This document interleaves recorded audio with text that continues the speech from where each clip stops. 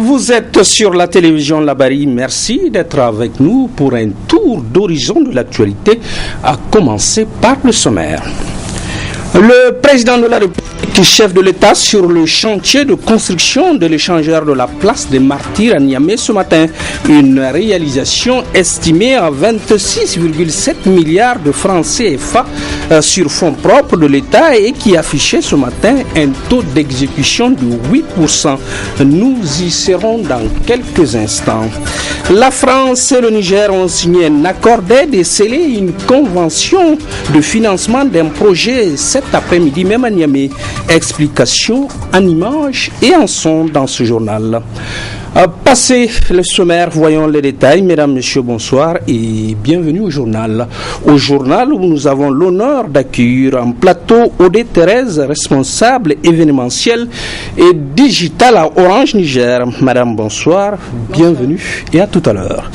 À l'entame de ce journal, ce nécessaire devoir de suivi que s'est imposé le président de la République et chef de l'État à la place des Martyrs, où l'État du Niger a débloqué 26,7 milliards de francs CFA sur fonds propres pour la construction du second échangeur de Niamey. Le chef de l'État est allé au constat ce matin. Sur place, vous allez le voir, il a visité, discuté et échangé avec les techniciens et on y apprend entre autres que la construction est à 8% de taux d'exécution. Plus de détails avec Michel Didi et Sadou Doumi.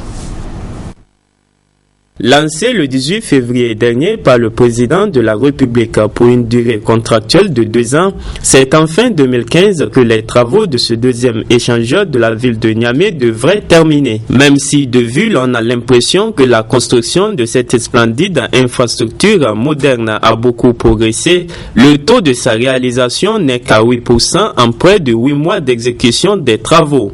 Un retard qui s'explique, selon le ministre de l'Équipement, par un certain nombre de problèmes rencontrés à la phase de démarrage. Des problèmes qui ont cependant été déjà vite résorbés, a-t-il précisé. N'empêche, le président de la République a donné des instructions afin que l'entreprise chinoise en charge des travaux les exécute dans les normes du contrat. Je suis satisfait de l'avancement des travaux. Normalement, ce chantier devrait finir le 25 décembre 2015. J'ai demandé à l'entreprise d'accélérer les travaux afin que le chantier puisse être livré plus tôt. Les démarrages sont toujours difficiles, mais au fur et à mesure qu'on avance, les travaux prennent la vitesse de croisière. Et je pense qu'ils sont là pratiquement à la vitesse de croisière. Vous savez, depuis que ce chantier a été installé, malheureusement, il y a des bouchons dans la ville de Niamey. Donc plus tôt le chantier va être terminé, plus tôt ce calvaire-là va finir pour les populations de Niamey. Une fois terminé, le chef de l'État a annoncé que ce sera le tour du rond-point Guri de bénéficier du troisième échangeur de la ville de Niamey dans le cadre toujours de la mise en œuvre de l'ambitieux projet Niamey-Niala du programme de la Renaissance. En cet après-midi, chez Michel Djedji, du mardi 21 octobre, au ministère des Affaires étrangères, cette fois-ci, la France et le gouvernement du Niger ont successivement signé un accord relatif à l'octroi d'une aide alimentaire 2014 et une convention de financement d'un projet relatif au civisme fiscal et développement. Compte rendu signé Asmana China et Chebou Guissou. Par cette signature, la France marque une fois de plus sa solidarité vis-à-vis du Niger à travers l'octroi d'une tranche de l'aide alimentaire et le financement d'un projet relatif au civisme fiscal. Par ce nouvel appui de près de 200 millions de francs CFA, la France entend en effet soutenir le dispositif national dans ses opérations d'achat de céréales aux petits producteurs. Mon pays appuie ce dispositif non seulement sur les volets financiers, mais aussi sur le plan du renforcement des capacités de gestion, comme l'atteste l'affectation en septembre dernier d'un expert technique français auprès de la cellule de crise alimentaire sur financement de l'Agence française de développement. La levée des conditionnalités au versement des fonds mobilisés par les partenaires au développement du secteur est d'ailleurs une bonne illustration des capacités du dispositif. Ce projet vise à stimuler les ressources domestiques indispensables pour donner à l'État nigérien des moyens d'action accrus et vise aussi à consolider la légitimité de l'État et de ses politiques publiques aux yeux des citoyens. Accroître la maîtrise de l'État sur les ressources internes et améliorer la transparence et l'utilisation des ressources fiscales collectées représente en effet un enjeu capital pour le renforcement de l'État de droit et la consolidation de la gouvernance. Le projet, d'un montant de près de 400 millions de francs CFA sur 3 années, est structuré autour de 3 axes opérationnels. Premièrement, mobiliser les recettes fiscales et renforcer l'égalité devant l'impôt. Deuxièmement, encourager les réformes structurelles visant à améliorer l'environnement des affaires par l'amélioration et la simplification de la réglementation fiscale. Troisièmement, établir une relation de confiance avec les usagers à travers le renforcement du contrôle interne et la lutte contre la corruption. Intervenant à son tour, le ministre des Affaires étrangères a relevé l'importance de ces dons et remercié le gouvernement français. Cette opportunité que nous avons eue cet après-midi de procéder à la signature de ces 2 accords, l'un relatif à un don alimentaire qui confirme l'engagement de la France dans son soutien au dispositif de notre pays pour la prévention et la gestion des catastrophes et des crises alimentaires, et l'autre qui consacre un projet novateur dans le domaine fiscal dont les effets, j'en suis convaincu, seront d'une grande importance pour les prochaines années. Je voudrais donc, Monsieur l'ambassadeur, vous dire merci d'être passé cet après-midi aussi ici au ministère pour cette signature et vous demander de bien vouloir réitérer nos remerciements au gouvernement français pour la mise en œuvre de certains aspects du DCP que j'ai eu le privilège de signer avec mon homologue Laurent Fabius il y a de cela quelques mois. Ainsi donc, par cet acte, la France honore ses engagements à soutenir le Niger sur le chemin du développement, ce qui témoigne de la parfaite relation qui a toujours existé entre les 2 pays. Cap sur Dosso pour un week-end de meeting pour la section MNZ Nassara en présence du secrétaire général Badé Abouba. Objectif, apprend-on, sonner la mobilisation et apporter un soutien aux actions du président de la République, chef de l'État, Ibrahim Tikiré. Le MNZ Nassara dans la région de Dosso se porte bien, très bien même. En témoigne la forte mobilisation enregistrée le week-end écoulé à l'occasion du grand meeting tenu à la place Terrain Rouge de la commune urbaine de Dosso. Unis à bloc autour de leur leader incontesté Hamazada, les militants MNZ Nassara de Dosso ont renouvelé leur confiance et leur gratitude au président de la République, son Excellence Issou Mamadou, pour son projet Dosso Soga. Dosso change de visage grâce à la clairvoyance du chef de l'État. Cette cérémonie d'aujourd'hui, ces retrouvailles, les populations de Dosso l'ont souhaité depuis des mois. Ils l'ont souhaité pour en saisir l'opportunité et l'occasion et dire leur remerciement et leur gratitude à son Excellence le président de la République, Alhaji Mahamadou Issoufou. Parce que le président de la République est en train de faire réaliser à Dosso. Le MNSD, c'est le même qu'on connaît. Le MNSD n'a jamais triché, nous n'avons pas triché. C'est pour cela que nous nous demandons d'être lucides. Parce que la provocation c'est terminé. C'est terminé la provocation. Qu'ils s'entendent bien se dire la vérité. Nous n'allons pas accepter et nous n'allons pas le faire de la bagarre. En toute démocratie, en toute licité, en toute clarté. Nous allons imposer la logique de la vérité et de la raison. Et si demain je vous dis un congrès, c'est celui par lequel Al-Badi Abdoulaye et ses hommes vont triompher. Inch'Allah. Présent à Dosso pour ses visites périodiques de suivi des travaux de Dosso Soga, le président du comité interministériel de la fête du 12 décembre a honoré de sa présence à ce meeting gigantesque de la section MNZ Nassara de Dosso. Au MNSD, nous ne savons pas parler 2 fois. Nous avons donné notre parole, il faut que nous apprenions à la respecter et à tous les niveaux. Et nous avons demandé également à tous nos alliés, à tous nos partenaires de travailler en symbiose avec nous, parce que nous ne le décevrons ni par notre engagement, ni par notre sincérité, et moins encore par notre loyauté. Le jour où il nous paraîtra opportun de dire que nous ne sommes pas d'accord par rapport à un aspect ou par rapport à un autre, nous le dirons haut et fort et sans embâche. Mais nous ne trahirons jamais la confiance emplacée par le président de la République ou son chef du gouvernement. En plus d'un électorat acquis à la cause du président de la section MNSD Nassara de Dosso Hamazada et au secrétaire général du dit parti Albadi Abouba, la section MNSD Nassara de Dosso a reçu de nouvelles allusions des militants provenant du parti Lumana et MDC RDA. En somme, à la section MNSD Nassara de Dosso, présidée par Hamazada, reste imperturbable et a réaffirmé son soutien indéfectible au président de la République, son Excellence Issou Mahamadou. De la politique au monde des entreprises avec notre invitée Odé Thérèse. Madame, bonsoir. Bonsoir. Orange Niger, disons-le tout net, nous a habitués depuis quelque temps à des annonces pour les moins réjouissantes et j'imagine que ce soir également, vous êtes porteuse d'une très bonne nouvelle. Une très bonne nouvelle, exactement. Donc bonsoir à vous, bonsoir chers téléspectateurs. Je vous remercie de m'avoir reçu sur ce plateau au nom de Orange Niger.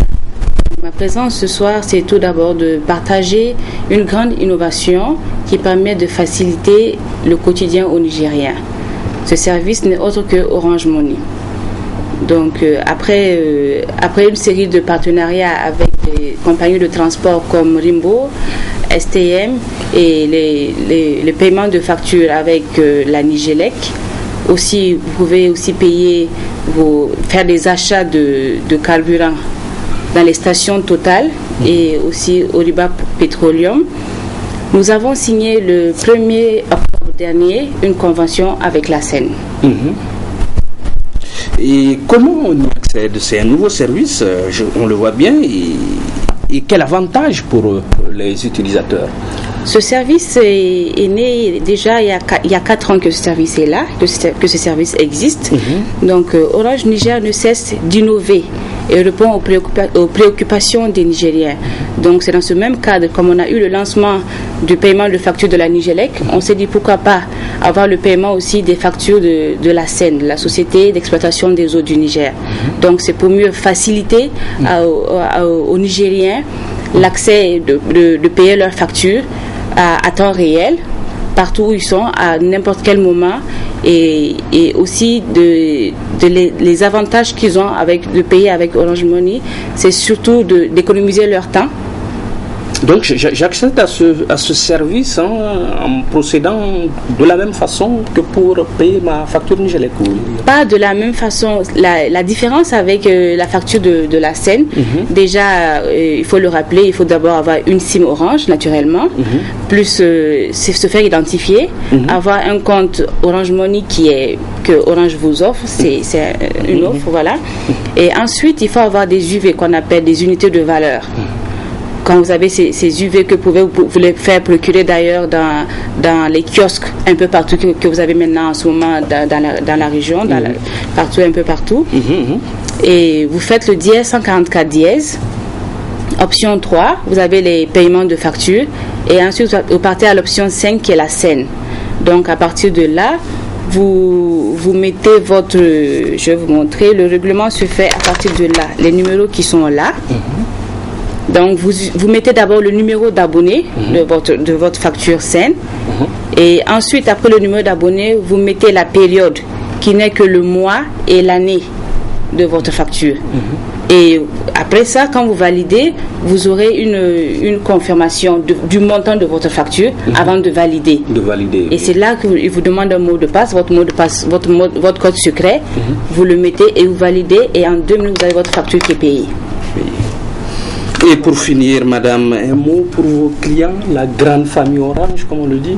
La grande famille Orange, donc nous remercions d'abord nos clients de la confiance qu'ils nous apportent et aussi la confiance qu'ils continuent à nous faire.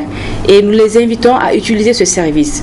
ce service, on l'a créé, c'est pour faciliter la vie aux Nigériens. Donc nous les invitons à utiliser ce service et aussi par le passage je voudrais remercier la direction SEN et l'équipe qui nous a permis de consolider ce partenariat, cette implication qui a permis de rendre opérationnel ce service. Donc j'invite la population nigérienne à utiliser nos services Orange Money car c'est facile, rapide et fiable et surtout c'est sécurisant.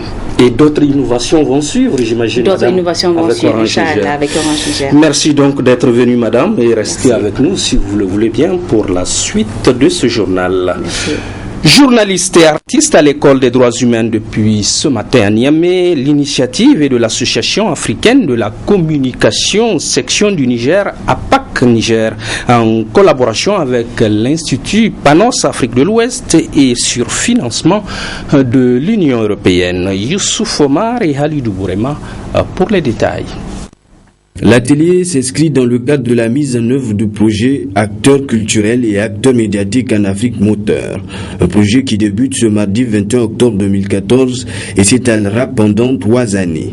Ce projet vient à point nommé pour soutenir les efforts de la PAC Niger dans le sens de la promotion et de la défense des droits fondamentaux des femmes, notamment en leur permettant l'accès à l'expression à travers les médias, la lutte contre les préjugés et stéréotypes véhiculés par la presse, les chansons et autres supports culturels. Pourquoi un tel projet? Le constat est que la résurgence de certaines menaces, intolérance, intégrisme religieux, manque d'équité sociale et bien d'autres maux, et les régressions récentes dans ces pays confirment la nécessité de maintenir la mobilisation citoyenne autour des valeurs démocratiques et soutenir les acteurs du changement. 4 pays du sud et du nord du Sahara, à savoir le Mali, le Sénégal, la Tunisie et le Niger, sont concernés par le projet. Il est financé par l'Union européenne qui tient à l'enracinement de la démocratie et la culture de la paix dans le monde. Un projet qui vous encourage, qui veut encourager au nord et au sud du Sahara les expressions culturelles diffusées par les médias pour la défense des droits de l'homme, la diversité et la consolidation de la démocratie, avec une subvention à l'Institut Panos de l'Afrique de l'Ouest, que je remercie ici, qui approche les 900 000 €, soit 588 millions de francs CFA. Les artistes, par leur talent, les hommes de médias, par leurs canaux de diffusion, sauront certainement atteindre les objectifs qu'on attend d'eux après les différentes formations en droit de l'homme qu'ils bénéficieront ce 21, 22 et 23 octobre 2014. Écoute ces fables contre le diable. Quelle horreur fait que l'homme tue son semblable. Les lois sont pires car elles protègent les coupables. Hier lundi 20 octobre, la République révolutionnaire de Cuba fêtait le 146e anniversaire de son indépendance. Cette république au parcours atypique et à l'héroïsme légendaire se bat hélas encore contre le joug impérialiste. La fête d'indépendance version cubaine vue et rapportée par Adam Ousmana et Sadou Doumi. Le 20 octobre 1868 retentissait pour la première fois la Bayamo, l'hymne national cubain marquant l'indépendance de ce pays vis-à-vis de l'Espagne, l'ancienne métropole. Ce pays compte de nos jours parmi les nations sur lesquelles la communauté internationale fonde beaucoup d'espoir dans divers domaines.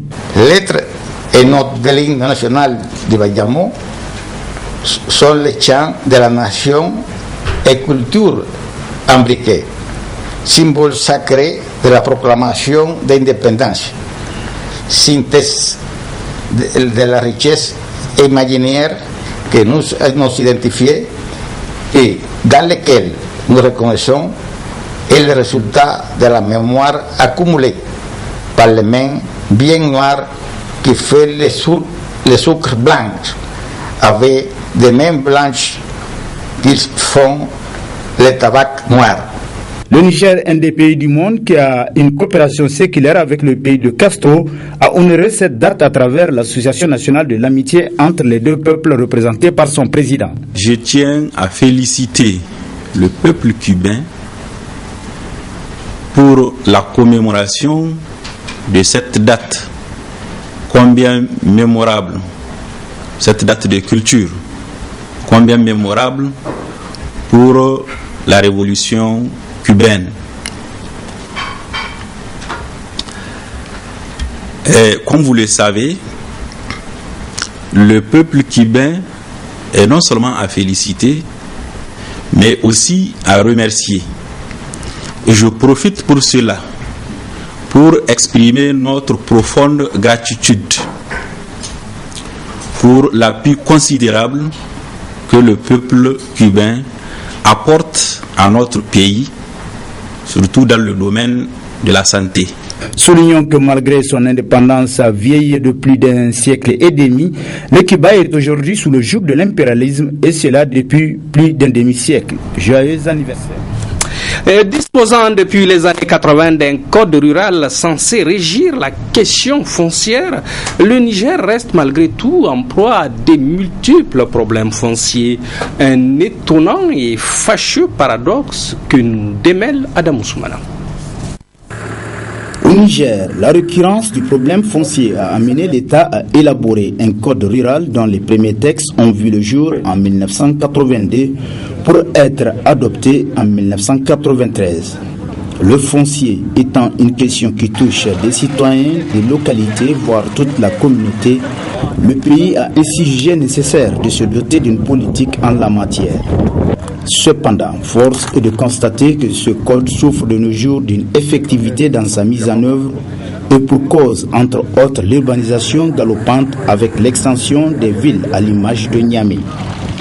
Ainsi, plusieurs aires agricoles et celles considérées sous 100 mètres, à savoir les aires de pâturage, des environs de la capitale enregistrent en leur sein l'avènement de cités. Ces dernières appartiennent pour la plupart à des opérateurs privés. Si dans certains cas, l'accaparement de ces terres s'est effectué dans l'anarchie grâce à la complicité des municipalités, dans d'autres cas, il s'agit bel et bien d'occupation légale à l'image du sieur Zakaria Yacouba à la faveur duquel la justice a tranché contre l'association AREN le 23 septembre dernier dans un litige foncier à Toulouaré, preuve à l'appui. Face à ces constats, le respect des textes en vigueur s'impose dans tous les cas, étant entendu que nous sommes dans un état de droit, afin d'éviter toute source de conflits, souvent meurtriers. Il est certes indéniable que pour l'homme nigérien, la terre constitue un bien sacré, mais il faut se dire que rien n'est plus sacré que la vie humaine. Alors, halte aux problèmes fonciers qui endeuillent ou rendent malheureuses de nombreuses familles. Le premier arrondissement communal de Niamey s'en va en guerre contre les dépotoirs sauvages de déchets qui jonchent nos rues et empestent à tout temps.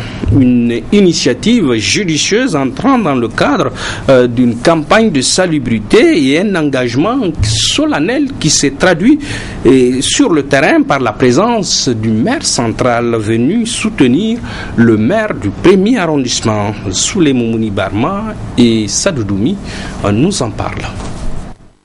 C'est pour s'enquérir des conditions dans lesquelles se déroulent les opérations de ramassage des ordures que le maire du premier arrondissement de Niamey, en compagnie du maire de ville, a visité les dépotoirs sauvages qui ont servi de site de lancement de la grande campagne de ramassage des ordures dans les différents arrondissements de Niamey. Nous avons donc décidé à partir d'aujourd'hui et les jours suivants de mettre à la disposition de chaque arrondissement communal des brigades qui vont donc ramasser les ordures pendant toute une semaine, et c'est un processus continu, c'est pas ponctuel.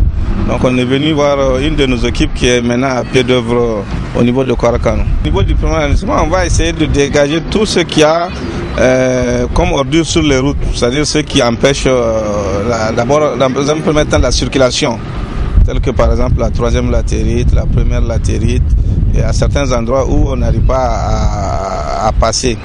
Donc ça sera couplé avec le désensablement des rues et le curage des caniveaux. Cette campagne qui vise à débarrasser la capitale des dépotoirs sauvages fait suite à des échanges avec les plus hautes autorités du pays. J'ai eu l'honneur d'échanger quelque peu avec le président de la République. Et suite à cela, j'ai convoqué immédiatement une réunion avec tous les maires d'arrondissement. Et nous avons pris la résolution effectivement de faire avec les moyens du bord de la salubrité notre préoccupation numéro 1. Et c'est ainsi que nous avons fait le point du matériel qui est disponible à notre niveau. Et nous avons pris la décision de doter chaque arrondissement de 3 camions et d'une chargeuse pour une salubrité permanente dans le temps, et nous verrons s'il y a des points de blocage, nous nous référerons à nos autorités compétentes pour nous donner le coup de main nécessaire pour ne pas que ce soit une opération coup de poing. La réussite de ces opérations de salubrité dépend de la collaboration de la population de Niamey en général et celle du premier arrondissement en particulier, raison pour laquelle les autorités lancent un appel en direction de celle-ci pour plus de responsabilités afin de rendre Niamey propre. Journée de partage et d'information ce matin dans la salle de réunion de la Croix-Rouge. Sur la table, le plan de contingence choléra de la Croix-Rouge nigérienne. Nasser Dantoufo Ibrahim Abdou. Depuis un certain nombre d'années, le Niger est confronté à une série récurrente d'épidémies de choléra dues en partie à des mauvaises conditions hygiéniques et sanitaires, notamment l'approvisionnement insuffisant en eau potable, la quasi-absence d'assainissement, la précarité des conditions, la forte densité de la population. Chaque année, on compte un nombre important de décès dus à cette maladie dans plusieurs régions de notre pays. Face à cette situation inquiétante mais maîtrisable, l'État du Niger, en collaboration avec ses partenaires dans le domaine, a élaboré et validé un plan de contingence afin de combattre ce fléau. C'est dans cette optique que la Croix-Rouge nigérienne a élaboré son propre plan de contingence choléra. Un plan de contingence qui sera partagé et familiarisé avec les différents acteurs actifs dans la lutte contre cette épidémie. En décidant donc d'organiser cette rencontre, la Croix-Rouge nigérienne entend associer, comme à l'accoutumée, les différents acteurs dans la lutte contre cette pandémie à travers une démarche appropriée d'approche concertée basée sur le partage d'expériences à court, moyen et long terme. En d'autres termes, il s'agira pour nous, en tant qu'auxiliaires des pouvoirs publics, de créer une dynamique nous permettant de mieux coordonner nos actions en vue d'accompagner le gouvernement à faire face à cette épidémie qui a endeuillé de nombreuses familles. Vous aurez donc au cours de cette journée d'échanges, d'expériences et de partage d'informations à vous familiariser sur certains modules tels que l'initiative et la réponse Croix-Rouge en matière de riposte contre la flambée de choléra, la surveillance communautaire, le système MAGPI qui permettra aux volontaires d'envoyer des informations sanitaires à partir du téléphone portable dans la base de données de la Croix-Rouge nigérienne. Vous aurez également, au cours de cette rencontre, à vous appesantir sur l'expérience de la Croix-Rouge nigérienne en matière de gestion et de riposte, ainsi qu'une vue d'ensemble sur son plan de contingence. Une journée qui sera mise à profit par ces acteurs pour enrichir le document de par leur expérience en matière de riposte aux endémies en général. Dans notre volet reportage, un lit pas comme les autres et uniquement destiné aux jeunes mariés. Nous sommes en milieu courté et c'est notre reporter Nafissa Zakou qui nous y amène à la découverte d'un lit au nom lourd de sens, Babé Bachara. J'avoue vouloir comprendre tout autant que vous. Suivons. Fabriqués à base du bois, des feuilles du palmier et du fil, ces lits traditionnels communément appelés Babé Bachara est l'œuvre de l'ingéniosité des jeunes femmes du terroir. Ces lits sont destinés généralement aux jeunes mariés en milieu courté. Ce sont des lits que nous confectionnons pour nos jeunes filles mariées courtées. Ils sont très aimés par ces dernières, surtout pour accueillir leur époux de retour de l'exode. On l'installe de préférence dehors sous un hangar. C'est un lit que nous vendons à 30 000 francs avec tous ses accessoires et c'est vraiment très solide. De par sa beauté indescriptible et ses vertus inestimables, la confection de ce lit demande beaucoup d'efforts.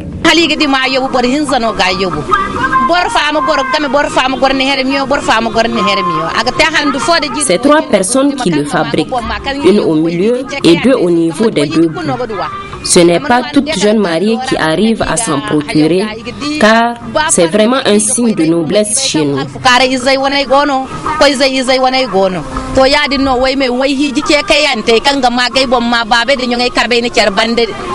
Un pauvre n'en a pas le droit. La confection de Babé Bachara est une activité comme toutes les autres. De ce fait, elle mérite une attention particulière de tous. Au-delà d'une activité génératrice de revenus, l'aspect purement traditionnel de ce métier est un acquis à préserver. Ainsi va ce monde. Merci à vous tous et continuez à nous suivre. Au revoir.